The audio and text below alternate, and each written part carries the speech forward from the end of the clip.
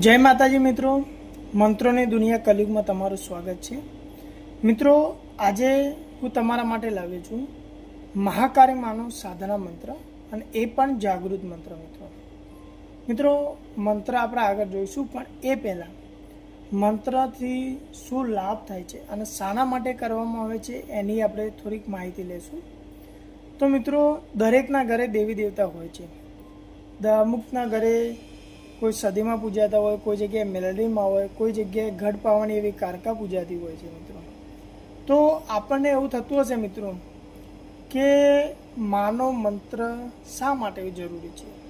તો મિત્રો, તમે જાણતા હશો, ઘણીવાર તમારે એવું બનતું હશે કે પેઢી દર પેઢી માની ભક્તિ ઓછી થતી જતી હોય છે, અને જેના કારણે તમારે ઘરમાં તકલીફ આવતી હોય, મુશ્કેલી આવતી હોય છે, અને પછી તમે એવું કહેતા હોય કે ભાઈ અમારા દેવી દેવતા કામ નથી કરતા હોતા। તો મિત્રો, આ વસ્તુ સત્ય છે।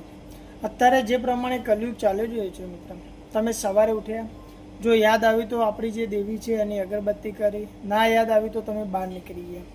તો આ પ્રમાણે તમે ધીરે ધીરે આપણા દેવત્વને ભૂલતા ગયા છો મિત્રો। તો આ હિસાબથી આપણા દેવી દેવતાઓ ઘણીવાર કામ નથી કરતા હોતા, અને આપણને અવનવી મુશ્કેલીઓ આવતી હોય છે મિત્રો। બીજું મિત્રો, કે તમને એવું હશે કે મંત્ર જાપ કરવો હોય તો ભૂવાનું કામ છે। ના મિત્રો, એ ખોટી વાત છે। મંત્ર જાપ કોઈ પણ વ્યક્તિ કરી શકે છે। એવું જરૂરી નથી કે ભૂવા થવા માટે જ મંત્ર જાપ કરવો જોઈએ। તમે ઘરમાં સુખ શાંતિ માટે પણ મંત્રનો જાપ કરી શકો છો મિત્રો। અને મંત્ર જાપ કરવાથી શું ફાયદા થાય છે મિત્રો? તો સૌથી પહેલાં તો માના આપણને સાક્ષાત્કાર થતા હોય છે। પછી આપણે કોઈ પણ પ્રકારના કામ અટકાયેલા હોય છે, માન લો કોઈને કોઈ બિઝનેસમાં કામ અટકાયેલું હોય, કોઈને કોઈ ધંધાનું કામ અટકાયેલું હોય, કોઈને કોઈ જગ્યાએથી પૈસા આવવાના પણ અટકાયેલા હોય છે, તો આ બધા જે કાર્યો અટકાયેલા છે એ સરળતાથી થઈ જતા હોય છે। એટલે કે માના એવા આશીર્વાદ આપણને મળતા હોય છે મિત્રો। બીજું, તમે જો ભૂવાપણી કરવા માગતા હોય તો પણ તમે મંત્રની સાધના કરીને કરી શકતા હોય છો મિત્રો। અને આ પ્રમાણે અન્ય તમારે કોઈ તકલીફ હોય તો તમે માતાજીને વિનંતી કરીને બી કાર્ય કરી શકો છો મિત્રો। તો મિત્રો, દેવી દેવતાનો મંત્ર જાપ કરવો એ તો એક ધર્મનું કામ છે। તો એના માટે જરૂરી નથી કે આપણે ભૂવા હોય તો જ આપણે આ વસ્તુ કરી શકીએ મિત્રો। તમે અત્યારે જે પ્રમાણે કલયુગ મિત્રો ચાલી રહ્યો છો એ પ્રમાણે જોવા જઈએ તો દરેક વ્યક્તિ દેવી દેવતાઓને ભૂલતો રહ્યો છે મિત્રો, અને આધુનિક ટેકનોલોજીનો ઉપયોગ કરતો રહ્યો છે। પણ મિત્રો, એની સાથે સાથે આપણી જે માં છે, આપણી જે દેવી દેવતા છે, એ બી ધર્મ આપણો કરવો જરૂરી છે મિત્રો।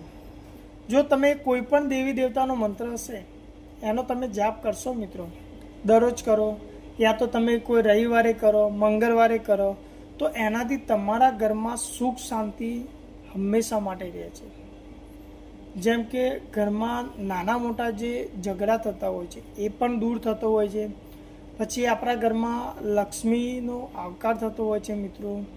આ દરેક વસ્તુ માટે મિત્રો ધર્મ જરૂરી છે, અને એમાં બી આપણી જે મા હોય છે, આપણા ઘરની જે દેવી દેવતા હોય છે, એ જાગૃત હોવા જરૂરી છે મિત્રો। અને જાગૃત રાખવા માટે એમની પૂજા અર્ચના કરવી જરૂરી છે, એમના નિવેદ કરવા જરૂરી છે મિત્રો। તો મિત્રો, મંત્ર આ માટે દરેકને જરૂરી છે, એક ખાસ ધ્યાન રાખો મિત્રો। તો મિત્રો, આજે હું તમને એવી ઘડ પાવાની આપણી જે કારકા છે એનો મંત્ર હું તમને આપવાનો છું મિત્રો। અને આ મંત્ર એ જાગૃત મંત્ર છે મિત્રો।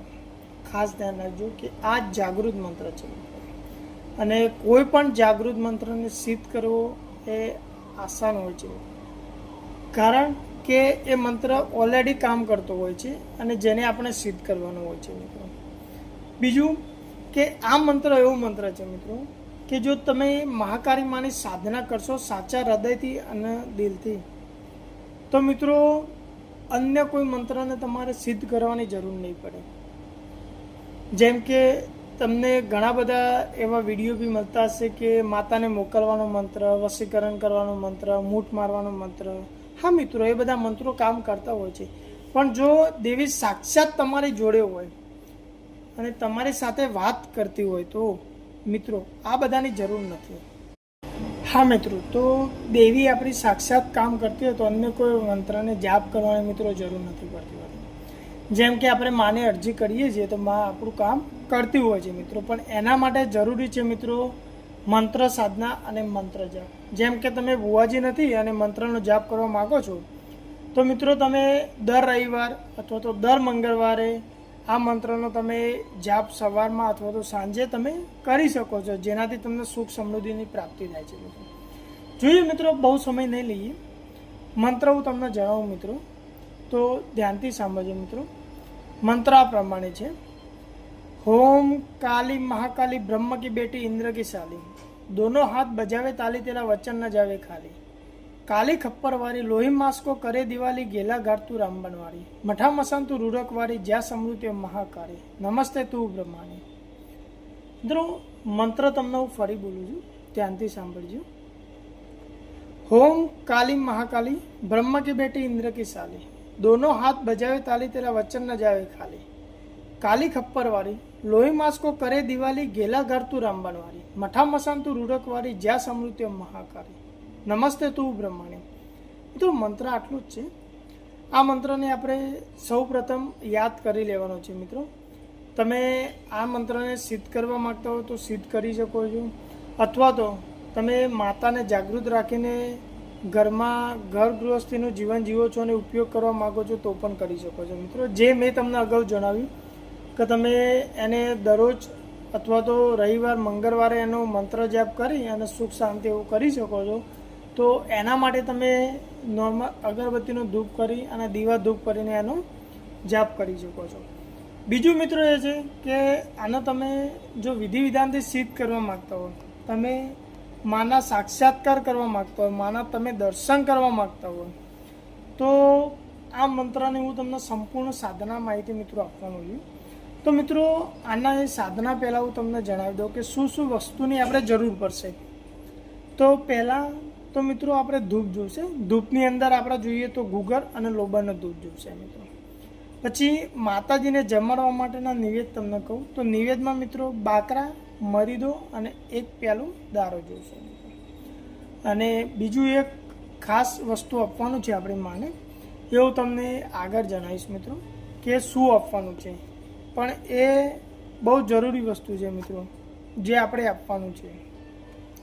મિત્રો આટલી વસ્તુનું તમે એકત્ર કરો, એના પછી આપણે આની સાધના વિધિ કરવાની હોય છે.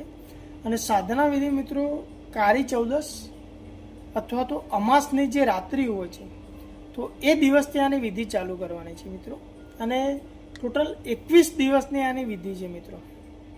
21 દિવસ સુધી આ સતત કરવાનું છે. એના પછી આપણે માતાના દર્શન થતા હોય છે. મા અથવા તો સપનામાં આવીને તમને સાક્ષાત્કાર કરાવતી હોય છે અને એના પછી તમે માગો એ કાર્ય તમારા સિદ્ધ થતા હોય છે મિત્રો. તો મિત્રો દરરોજ રાત્રિનો સમય આમાં ફિક્સ રાખવાનો છે. જેમ કે રાત્રે 10 વાગ્યા પછી, તો મિત્રો દરરોજ રાત્રે 10 વાગ્યા પછી આ મંત્રનો જાપ કરવાનો છે. નાહી ધોઈ સ્વચ્છ કપડાં પહેરી મિત્રો, અને જે તમારે આજુબાજુ જો કોઈ નદીનું સ્થાન હોય, સ્મશાન હોય, અથવા તો તમારા ઘરની પવિત્ર જે જગ્યા હોય છે ત્યાં તમે જઈને માતાની સાધના કરી શકો છો મિત્રો. સૌ પહેલાં માતાને ત્યાં પૂજા કરવાની. પૂજા અર્ચના કર્યા પછી માતાને ભોગ ચડાવવાનો રહેશે. જેમ કે તમે નિવેદ દરરોજ પણ આપી શકો છો, અથવા તો 21 દિવસ દરમિયાન તમે પહેલા દિવસે પછી દર રવિવાર મંગળવાર પણ આપો તો પણ ચાલતું હોય છે મિત્રો. માતાજીને ભોગ ચડાવવા અને એના પછી એક આસન બનાવી અને તે આસન ઉપર બેસીને મંત્રનો જાપ કરવાનો છે. અને દરરોજના તમારે 108 મંત્ર જાપ કરવાના છે મિત્રો. અને 108 મંત્ર જાપ કરો ત્યારે મિત્રો શાંત વાતાવરણ હોવું જોઈએ. તમારા મનમાં કોઈ અન્ય વિચાર ના આવવો જોઈએ અને શાંત મને એકાગ્રતા રાખીને મંત્રનો જાપ કરવાનો છે. અને ખાસ મિત્રો ધ્યાન રાખજો કે મહાકાલીની સાધના કરો એ સમય દરમિયાન આપણે ભૈરવ દાદાનું પણ જોડે સૌ પહેલાં નામ લેવાનું છે જ્યારે પૂજા કરીએ ત્યારે. તો મિત્રો કેમ કે ભૈરવ દાદા એ આપણી મહાકાલી સાથે જોડાયેલા છે, અને જો ભૈરવ દાદાને આપણે યાદ કરીએ છીએ તો આપણી જે સાધના છે એ સંપૂર્ણ ગણવામાં આવતી હોય છે મિત્રો. ત્યારે પૂર્ણ થતી હોય છે. જેમ આપણે નિવેદમાં મેં તમને કીધું બાકરા, તો બાકરા મિત્રો તમને ખ્યાલ હશે કે આપણે ઘઉં હોય છે, ઘઉંના બાફીને બાકરા કરતા હોઈએ છીએ. 7 અનાજના પણ આપણે બાકરા કરતા હોઈએ છીએ. બીજું મરીદો છે મિત્રો, તો મરીદો પણ તમને ખ્યાલ હશે કે ઘઉંનો જે મોટો આટો કહેવાય છે એનો બાંધીએ એને ગરમ કરી અને પછી ઘી ગોળ નાખીને આપણે મરીદો બનાવતા હોઈએ. અને જે દારૂ છે મિત્રો, એ દારૂ ખાસ આપણે ભૈરવ દાદાને ચડતો હોય છે મિત્રો. તો મહાકાળીની કોઈ પણ સમયે તમે એની સાધના કરો ત્યારે મિત્રો ખાસ ધ્યાન રાખવું કે ભૈરવ દાદાને યાદ જરૂર કરવા અને એની સાધના કરવી. તો મિત્રો આ પ્રમાણેની સાધના કરવાની છે.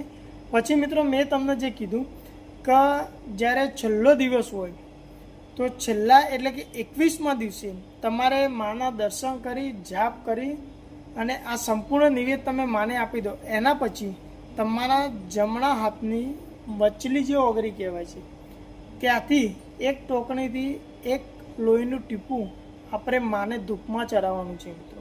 હા, ખાસ ધ્યાન રાખજો મિત્રો, આ લોહીનું ટીપું આપણે માને ચડાવવાનું છે મિત્રો, જે એનો પ્યાલો ગણવામાં આવે છે. અને તમે મિત્રો દર 14 હા, જ્યારે કે આપણે દિવાળી પહેલાં જે 14 આવતી હોય છે ત્યારે આપણે જેટલા મંત્રો સિદ્ધ કર્યા હોય છે એ દર વર્ષે એને જાગૃત રાખવા માટે એનો જાપ કરવો જરૂરી છે. તો મિત્રો આ તમે દર 14 આનો આપી શકો છો. હા, આનું કોઈ પણ કાર્ય માટે દરરોજ આપવું જરૂરી નથી મિત્રો. તમે જ્યારે જાગૃત કરો મંત્ર તો વર્ષમાં એકવાર તમે આપી શકો છો, એવું તમે માને કહી શકો છો. તો આ પ્રમાણે મિત્રો તમે મંત્ર સિદ્ધ કરો છો તો એના પછી તમને 21 દિવસ પૂરા થતાં પહેલાં માતાજી તમને સ્વયં દર્શન આપે છે અથવા તો તમારા સપનામાં દર્શન આપે છે માતાજી, અને તમારી સાથે વાતચીત કરે છે. તો મિત્રો આ સમય દરમિયાન પહેલું તો મેં તમને જે મારા અગાઉના વિડીયો છે એમાં મેં તમને જણાવ્યું છે કે કોઈ પણ દેવી દેવતાની સાધના કરો તો બ્રહ્મચાર્યનું પાલન કરવાનું રહેશે. એ સમય દરમિયાન ખોટું બોલવું નહીં, કોઈના ઘરનું પાણી પીવાનું નહીં અને કોઈના ઘરનું અન્ન ખાવાનું નહીં મિત્રો. તમે તમારા ઘરનું જ પાણી પીવાનું અને ઘરનું જ તમારો ખોરાક ખાવાનો છે. અને ખાસ ધ્યાન રાખવાની કે જે આ 21 દિવસની તમે વિધિ કરો છો તો એમાંથી એક પણ દિવસ તમારે ચૂકવાનો નથી મિત્રો. હા, એ ધ્યાન રાખજો મિત્રો, એક પણ દિવસ ચૂક્યા વગર તમારે આ સાધના વિધિ કરવાની છે. ત્યારે જ મિત્રો આ સિદ્ધ થતો હોય છે મંત્ર. અને મંત્ર સિદ્ધ થાય એટલે દેવીમાં સાક્ષાત તમારા ઉપર પ્રસન્ન થતા હોય છે અને તમને એવા સારા આશીર્વાદ આપતા હોય છે. ઘણીવાર મિત્રો માતાજી તમને એવું કહે કે વચન માગો, તો મિત્રો ભૂલ્યા વગર વચન માગું કે માં જરૂર પડે તે હાજર થજે અને યાદ કરું ત્યારે આવીને મારું કામ કરજે.